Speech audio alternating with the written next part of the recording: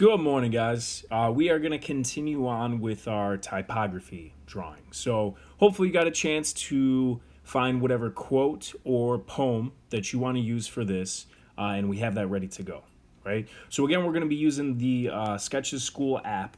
And the first thing that I want you guys to do is we are going to put a color in the background.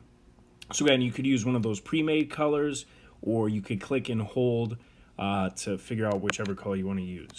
And then we're going to use that paint roller tool and change the color of your background. Okay, so that's the first thing. Then the second thing is we're going to pick out what color you want your writing to be. Okay, totally up to you. And we're going to use the text tool that we haven't used yet, and we're just going to use system, because eventually you guys are going to be coming up with a different style font for this. But for this first step, we're going to figure out how you want the spacing to look and the size of each of the words that make up your poem or quote. Okay, so once you click that, it's going to allow you to start typing in. So go ahead and just type in your poem or quote. Now, you don't want to type in the entire thing, so we have to think about how you want this to look in terms of what words or how many words you want on each line and the size of them. Now, we do want this to fill up the majority of the space of the screen, so keep that in mind. So we're going to be typing. Let's redo that.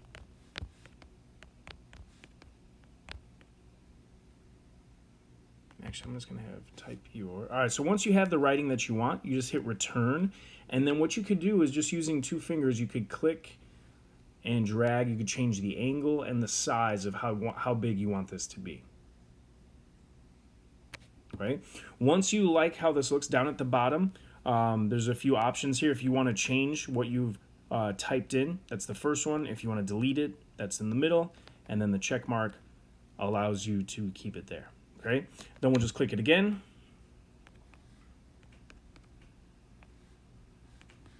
And you can continue to type in your poem or quote. Again, hit return, and then you could start moving it around. So again, we kind of have to think about how many words you want on each line, how large you want them to be. Are they going to be angled? Are they going to be straight? And we're just working our way through.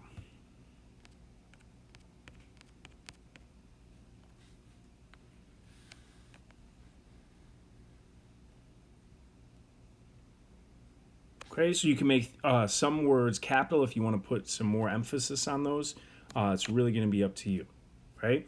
Now, if you accidentally have, or if you want to space your words out a little bit more, say, for example, poem or quote, it's a little large, but say I wanted to space them out a little bit, what you could do is you could use that X-Acto knife tool and select things and move them around. Right? So if there was a little bit more room, I could space this to one side or the other so that there's a little bit larger of a gap between those. I could bring the or a little bit higher, lower, whatever you want to do for that. Now, when you do move something, obviously it's going to change that background. So you could just go back to that paint roller tool and fill those spaces in. It's not letting me do it.